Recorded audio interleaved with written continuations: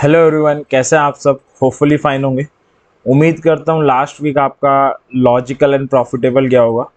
तो एक और वीडियो लेकर हम आपके सामने प्रेजेंट हैं। ये वीडियो हम हर वीकेंड में लेके आते हैं, जिसमें हम कुछ अच्छे स्विंग के सेटअप डिस्कस करते हैं। और जो सबसे ज़रूरी चीज़ डिस्कस करते हैं कि वो ये है कि इन सेटअप्स के पीछे लॉजिक क्या है। क्योंकि जब भी हम ट्रेड लेने जाते हैं मार्केट में, ऑब्वियस अपने हार्ड एंड मनी लगाते हैं। और विदाउट लॉजिक ट्रेड करना मतलब फिर वो बैटिंग हो गया। और ऑब्वियस अपने हार्ड एंड मनी से बैटिंग करने तो मार्केट में हम लोग आए नहीं है। तो इसलिए हम इन सारे सेटअप्स के पीछे लॉजिक भी डिस्कस करेंगे कि वाई, कि हम इन्हें क्यों बाय कर रहे हैं, ठीक है, या सेल कर रहे हैं अगर कोई सेल की ट्रेड है तो आइए स्टार्ट करते हैं। अब की बार जो हमारी बकेट में है टोटल 12 या 13 स्टॉक है, 12 स्टॉक है। 8 पुराने हैं, 4 न्यू एडिशन है। इन 12 सेटअप को डिस्कस करते हैं और ये जानने का ट्राई करते हैं कि इनके पीछे रीज़न क्या है। तो स्टार्ट करते हैं कोटक बैंक के सेटअप के साथ। ये सेटअप एक दो हफ्ते से हम रिकमेंड कर रहे हैं। रीज़न बहुत ही जेन्युइन है, क्योंकि बहुत सारे रीजंस हैं, बहुत सारे सपोर्ट हैं जो एक साथ आ रहे हैं, जो कह रहे हैं कि हमें इस शेयर को बाय करना चाहिए। पहले तो इसमें गैप सपोर्ट आ रहा था, जो गैप इसमें रह गया था अप्रैल में। कोई न्यूज़ आई थी, उस कारण काफ़ी गैप अप हुआ था शेयर, और वो गैप रह गया था। 1850 का एक इंपॉर्टेंट लेवल था, गैन लेवल भी था। ईएमए का भी आ रहा था, तो काफ़ी सारी चीज़ें आ रही थी। दैट्स वाई इसे रिकमेंड किया गया था। 2 टारगेट थे, यहाँ कहीं पे रिकमेंड किया था इसे। तो पहला टारगेट था 13 ईएमए, दूसरा था 1900 का। इस हफ्ते थर्सडे को इसने अपने दोनों टारगेट अचीव कर लिए हैं। 19,001.60 का हाई बना के आया। तो उम्मीद करता हूँ कि अगर आपने इसमें ट्रेड ली थी रिकमेंडेशन के बाद, तो अपने दोनों टारगेट आ चुके हैं, आपने प्रॉफिट बुक कर लिया होगा। तो इस सेटअप को हम इस हफ्ते एंड कर रहे हैं, क्योंकि सेटअप ने काफ़ी वेल परफॉर्म किया। करना भी चाहिए था, बहुत सारे रीज़न आ रहे थे, और दोनों टारगेट सक्सेसफुली एंड करके गए। अगला सेटअप है क्रॉम्पटन का। ये भी हम एक दो हफ्ते से कैरी कर रहे हैं। रीज़न बड़ा सिंपल था, शेयर काफ़ी डिसेंट करेक्शन में अगर आप देखोगे, जबकि मार्केट ऑल टाइम हाइस की तरफ रीच कर रहा है, या ऑल टाइम हाइस पे है कहना ज़्यादा बेटर होगा। तो मई मंथ में इसने फर्स्ट टाइम 13 ईएमए गेन किया था, एंड उसके बाद से शेयर में एक अच्छा मोमेंटम नज़र आ रहा था। 13 ईएमए को काफ़ी रिस्पेक्ट दे रहा था। तो 13 ईएमए का सपोर्ट था, दैट्स वाई इसे रिकमेंड किया गया था। पियर्सिंग पैटर्न भी बनाया था। तो दो दो इनफ रीज़न थे शेयर को बाय करने के या उसमें ट्रेड लेने के लिए। 285 का इन डेली क्लोजिंग बेसिस पे स्टॉप लॉस दिया था, और 300 का टारगेट दिया था। तो हमारा स्टॉप लॉस कहीं भी हिट नहीं हुआ है। अगर आप देखोगे किसी भी कैंडल ने 285 के नीचे क्लोजिंग नहीं दी है। और सक्सेसफुली इस हफ्ते वेडनेसडे को इसने अपना टारगेट हिट कर दिया था। 301.40 का हाई है। इस ट्रेड में सिर्फ मैंने एक ही टारगेट दिया था, जो वेडनेसडे अचीव हो चुका है। तो मैं उम्मीद करता हूँ जिन्होंने लिया उन्होंने अपना प्रॉफिट बुक कर लिया होगा। बहुत सारे स्टूडेंट्स के मेरे पास मैसेज भी आए थे, उन्होंने भी बुक कर लिया। तो मैं उम्मीद करता हूँ आपने कोटक और क्रम्पटन में ट्रेड ली होगी, और आपने ज़रूर एक डिसेंट प्रॉफिट बुक किया होगा। तीसरा सेटअप है वोल्टास का। वोल्टास को भी हम काफ़ी एक दो हफ्ते से रिकमेंड कर रहे हैं। रीज़न, शेयर बड़े डिसेंट करेक्शन में है, और शेयर जब करेक्शन इसका आया था जैन में, तो 750 का एक इंपॉर्टेंट गैन लेवल था, वहाँ से इंपॉर्टेंट लेवल गैन लेवल दोनों था, वहाँ से बाउंस बैक किया था। धीरे धीरे गिर गिर के उन्हीं लेवल्स पे आ गया, और उन्हीं लेवल्स पे इसने एग्रेसिव एंट्री बनाई थी डबल बॉटम की, तब इसे रिकमेंड किया गया था। 13 ईएमए पहला टारगेट था जो इसने लास्ट हफ्ते अचीव कर दिया था। और दूसरा टारगेट था 775। पिछली वीडियो में 800 था, मैंने इसे रिवाइज किया आपके बार के लिए। रीज़न मैं समझा देता हूँ। अब क्या हुआ, फ्राइडे को ये अगेन एग्रेसिव एंट्री बना के गया। 750 के ऊपर है, बुलिश आरामी बना के, और डेली चार्ट में भी एक डबल बॉटम की एग्रेसिव एंट्री बना के गया। तो सेटअप बहुत अच्छा है। 750 का बहुत ही ज़्यादा इंपॉर्टेंट लेवल है, उसमें कोई भी डाउट नहीं है। But 13 EMA as a villain act कर रहा है इस सेटअप पे। तो जिन्होंने होल्ड किया हुआ है, जिन्होंने ट्रेड ली थी रिकमेंडेशन के बाद, वो होल्ड करे रखिए, कोई दिक्कत नहीं है।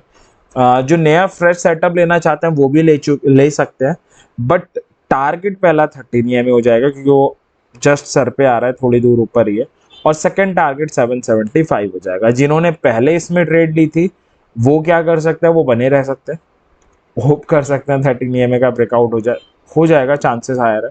और वो 750 एंड 800 इन टारगेट्स के लिए वेट कर सकते हैं। तो इस तरह से इस सेटअप का यूज़ किया जा सकता है। तो जिनके पास है वो भी इंतजार कर सकते हैं, जो फ्रेश सेटअप लेना चाहें वो भी ले सकते हैं।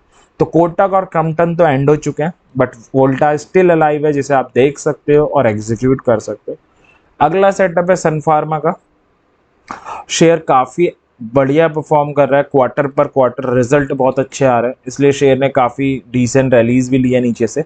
और शेयर का एक बड़ा इंपॉर्टेंट लेवल था 1050 का, जिसे लास्ट नवंबर से यानी लगभग 9 मंथ हो गए गेन करने का ट्राई कर रहा था, बट अनसक्सेसफुल रह रहा था।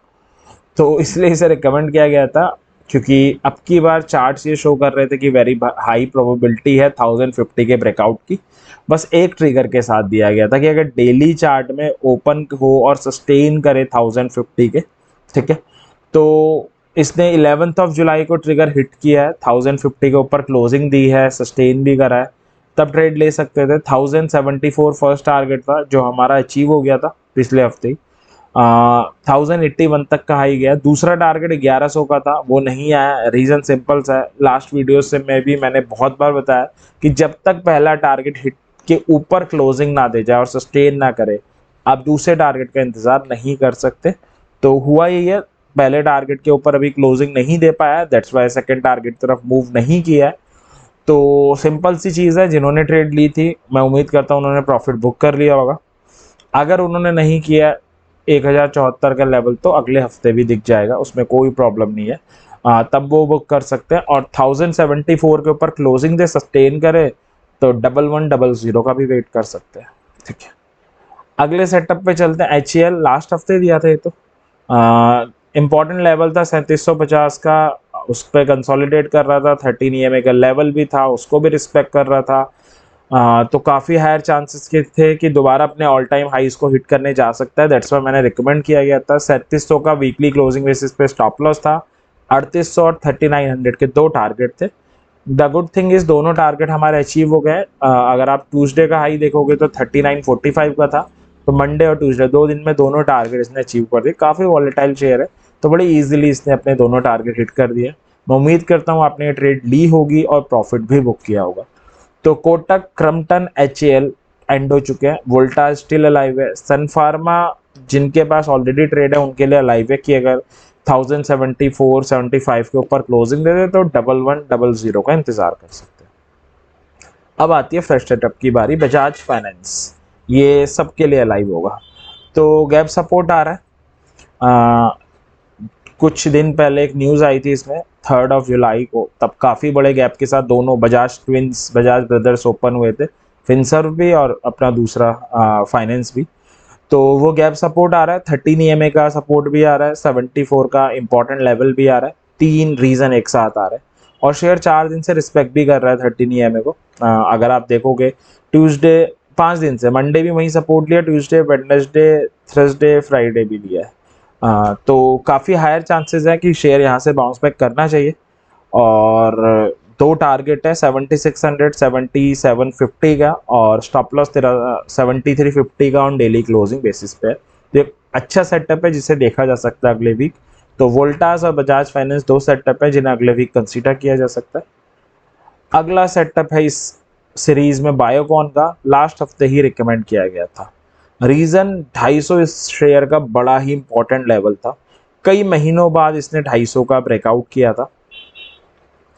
250 का इसने इस कैंडल में ब्रेकआउट किया था और धीरे धीरे करेक्ट होके उसी तरफ आ रहा था, जिसे टेक्निकल लैंग्वेज में रिट्रेस भी कहते हैं।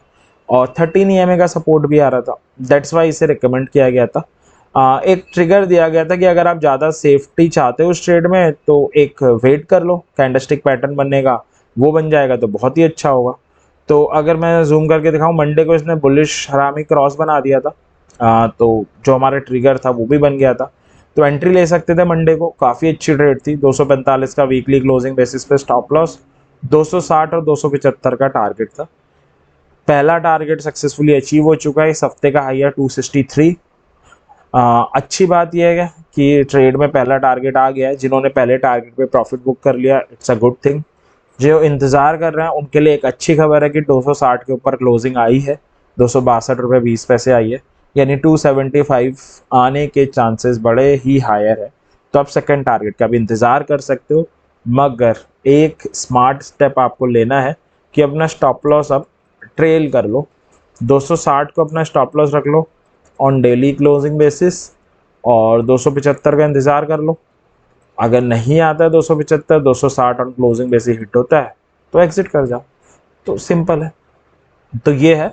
तो जो लोग इसे कैरी ओवर करना चाहें उनके लिए स्मार्ट स्टेप है जो वो अप्लाई कर सकते हैं और इस ट्रेड में इंतज़ार कर सकते हैं। अब चलते हैं अपने अगले फ्रेश सेटअप पे, नेस्ले का है। तो काफ़ी आउट परफॉर्मर है एफएमसीजी सेक्टर का ये। शेयर ने ऑल टाइम हाई के आसपास ही अपने ट्रेवल कर रहा है बेसिकली। 6 दिन पहले ही अपना ऑल टाइम हाई हिट किया है। इम्पॉर्टेंट लेवल है 2300 का, उसके ऊपर कंसोलिडेट कर रहा है। मुझे लग रहा है रैली के बाद एक रेस्ट कर रहा है। 13 EMA का सपोर्ट भी है और on the verge of breakout लग रहा है चार्ट से। तो लिया जा सकता है। 23,500 और 24,000 के दो टारगेट और 22,750 का ऑन डेली क्लोजिंग बेसिस का स्टॉप लॉस। सिर्फ एक ट्रिगर है। 23,000 के ऊपर एक क्लोजिंग देकर गया। 23,000 के ऊपर एक क्लोजिंग नहीं दे पा रहा है। एक बार इसने दी थी लास्ट हफ्ते 6 जुलाई को, जिस दिन इसने अपना ऑल टाइम हाई लगाया था। अगले दिन सस्टेन नहीं किया और गिर गया था। फ्राइडे क्लोजिंग देकर गया है ऊपर, नो डाउट। एक छोटा सा ट्रिगर ले लेते हैं कि मंडे को अगर ओपन ऊपर और सस्टेन करे अब 23, तो इट्स अ गुड ट्रेड, ले सकते हैं। ऑल टाइम हाई लगाएगा ये 23,500 और 24,000 के टारगेट के साथ। और रिस्क टेकिंग इंडिविजुअल हैं तो ब्रेकआउट होने पे ये इन द लॉन्ग रन 25,000 भी लगा सकता है, बट वो लॉन्ग रन की बात है, महीने 2-3 हफ्ते की, वो अलग रखते हैं, रिजल्ट भी आने इसके। तो 23,500 और 24,000 के टारगेट के साथ हम जंप कर सकते हैं। ठीक है। उसके बाद एक नया सेटअप है, वो है टाटा कंज्यूमर का। शेयर काफ़ी, एफएमसीजी सेक्टर काफ़ी अलाइव हुआ है वो आजकल, थोड़े टाइम से हो रखा है। रीज़न उसके यही है कि एक्सपेक्टेशन है कि कमोडिटी प्राइसेस थोड़े कूल डाउन होंगे तो मार्जिन्स बेटर होंगे। बाकी तो अब रिजल्ट सीजन स्टार्ट हो गया तो रिजल्ट आएंगे 1 by 1, तब ज़्यादा क्लैरिटी आएगी चीज़ों में। तो इम्पॉर्टेंट लेवल है 850 का शेयर का। 13 EMA के ऊपर क्लोजिंग भी देकर गया है और काफ़ी मोमेंटम में बंद भी हुआ है। चांसेस हैं जो अपना इसने प्रीवियस रैली में अपना हाई क्लेम किया था 875 के आसपास का, उसे रिक्लेम करने दोबारा राइज हो सकता है। मैक्सिमम चांसेस लग रहे हैं चार्ट देख के, क्योंकि इंपॉर्टेंट लेवल के ऊपर भी क्लोज दे गया, 13 EMA के ऊपर भी दे गया, तो बाय किया जा सकता है। 840 का ऑन डेली क्लोजिंग बेसिस का स्टॉप लॉस और एक ही टारगेट 874 का सिंपल सा टारगेट है, 24 रुपये के आसपास का, 3% के आसपास का मैक्सिमम चांसेस है वो आ जाना चाहिए। ठीक है। इसके बाद अगला सेटअप है ACC का। 1-2 हफ्ते पहले रिकमेंड किया गया था। इंपॉर्टेंट लेवल था 1800 का, उसके ऊपर कंसोलिडेट हो रहा था। 1850 और 1900 के टारगेट थे। 1790 का वीकली क्लोजिंग बेसिस पे स्टॉप लॉस था। स्टॉप लॉस तो इस हफ्ते हिट हो चुका है, उसमें कोई शक नहीं है। बट अगर हम डेली चार्ट देखें तो डबल बॉटम की एक एग्रेसिव एंट्री हमें दिखती हुई नजर आ रही है। तो जिन्होंने लॉस बुक कर लिया, it's a good thing. Trade गलत होने पे हमेशा कर लेना चाहिए, बट चार्ट हमें दिखा रहा है कि डबल बॉटम की एग्रेसिव एंट्री भी बन सकती है। तो मेरी रिकमेंडेशन ये रहेगी, अगर अभी इंतज़ार कर रहे हैं आप तो बैठ सकते हैं। बस एक थोड़ी सी चीज़ चेंज कर सकते हैं कि आप 1760 का ऑन वीकली क्लोजिंग बेसिस पे स्टॉप लॉस ले लो। डबल बॉटम की एग्रेसिव एंट्री बनी है, शेयर चलेगा तो काफ़ी अच्छा चल जाएगा। तो 1760 का वीकली क्लोजिंग बेसिस पे स्टॉप लॉस ले सकते हैं। इम्पॉर्टेंट लेवल आप यहाँ पे 1775 के अराउंड कर दो। ये एक जोन आ रहा है इसका, तो इसको ले सकते हैं। और टारगेट सेम रहने देते हैं, इसको थोड़ा सा मॉडिफाई कर लेते हैं। पहला टारगेट आप यहाँ पे 1800 रख सकते हैं और दूसरा रख सकते हैं 1850 और 1900। तो जिन्होंने लॉस बुक कर लिया, इट्स अ गुड थिंग। जो स्टिल अलाइव, जो स्टिल वेट कर रहे थे, उनके लिए कैसे मॉडिफाई करना है स्ट्रेट को मैंने बता दिया। और जो फ्रेश एंट्री लेना चाहते हैं वो भी ले सकते हैं। बस एक चीज़ है कि जस्ट 13 EMA के नीचे है, तो फ्रेश एंट्री लेने के लिए एक ट्रिगर लगा लेते हैं। इसमें ट्रिगर होगा तो बेटर ही होंगी चीज़ें। तो ट्रिगर सिंपल सा रख लेते हैं। तो ट्रिगर सिंपल सा रख लेते हैं, कॉपी पेस्ट नहीं हो रहा है। तो ट्रिगर ये रख लेते हैं कि 13 EMA जिस सर के ऊपर आ रहा है, 13 EMA की रीडिंग आ रही है 1796 के अराउंड। तो ट्रिगर रखने की ज़रूरत नहीं है, एक काम कर लेते हैं, पहला टारगेट 13 EMA रख लेते हैं, क्योंकि वो 1800 के आसपास ही आ रहा है।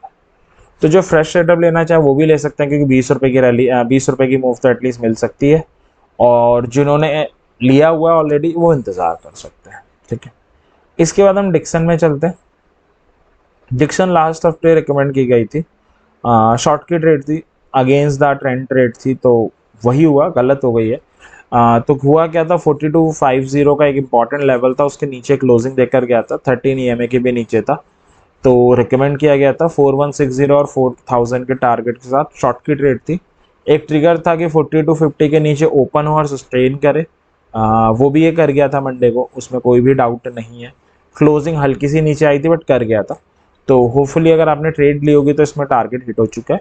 43 ऑन वीकली क्लोजिंग बेसिस का स्टॉप लॉस था, 4319.75 क्लोजिंग आई है।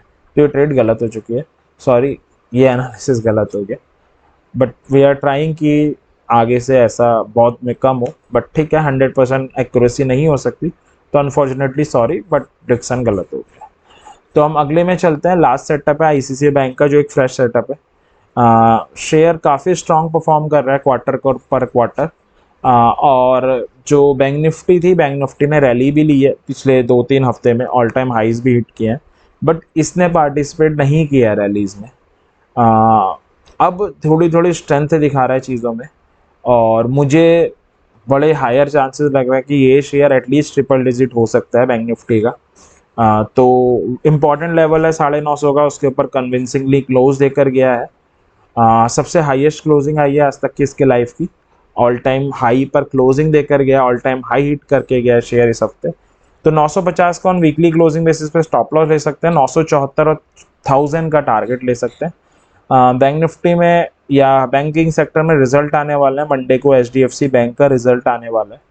अगर वो एनकरेजिंग आता है तो मेरी साइड से 90 से 95% चांस है ये एक शेयर है जो ट्रिपल डिजिट 4 डिजिट का हो सकता है। तो ये कुछ सेटअप्स थे जो इस हफ्ते नज़र आए विद लॉजिक, वो हमने आज डिस्कस किए। बस एक ही सेशन रहेगा, स्विंग के सेटअप है। कई बार इसमें बहुत तेज़ी से मोमेंटम आ जाता है, जैसे HCL में 2 दिन में ही आ गया। कई बार शेयर साइडवेज हो जाते हैं, जैसे ACC में हुआ। तो प्रीफर ये रहेगा, आप इन्हें शेयर्स में ट्रेड ले सकते हो, इनमें फ्यूचर्स में भी ले सकते हो अगर आप रिस्क टेकिंग इंडिविजुअल हो, ऑप्शंस में भी ले सकते हो, नेकेड ऑप्शन ले सकते हो। बट जब साइडवेज हो जाएंगे सेटअप तो क्या होगा, नेकेड ऑप्शन वाले को टाइम वैल्यू डिके फेस करना पड़ेगा। तो प्रीफर करें कि ऐसी स्ट्रेटजी बनाए like bull put, bear call, जो आपको टाइम डिके का भी फायदा दे दे। बाकी तो आपकी हार्ड एंड मनी, आपकी चॉइस रहेगी। मेरा ये सेशन था, तो मैं उम्मीद करता हूँ ये जो सेशन है, जो डिस्कशन हमने किया, अगले हफ्ते आपकी प्रॉफिटेबल ट्रेड करने में और लॉजिकल ट्रेड करने में हेल्प करेगी। इसी विश के साथ इस वीडियो को एंड करते हैं, डिस्कशन को एंड करते हैं। वीडियो आपके लिए हेल्पफुल साबित हो रही हो तो लाइक करें, चैनल को सब्सक्राइब भी कर दें, और कमेंट सेक्शन में कोई डाउट हो, कोई सजेशन हो तो ज़रूर बताएं। तो एक ही सेशन रहेगा, ट्रेडिंग कर रहे हैं अपनी हार्ड एंड मनी से, लॉजिक के साथ करें, अदरवाइज कोई फ़ायदा नहीं होगा। Over the period of time आपकी हार्ड एंड मनी चले ही जाएगी। और ये मेरी एनालिसिस थी अपनी हार्ड एंड मनी के लिए। अपनी एनालिसिस ज़रूर करें, इससे आप हेल्प ज़रूर ले सकते हैं, but at the end analysis decision सब कुछ आपका ही होना चाहिए, प्रॉफिट एंड लॉस भी। तो इसी विश के साथ कि आने वाला वीक आपके लिए प्रॉफिटेबल हो, लॉजिकल हो, एंड करते हैं। Happy trading, thank you very much.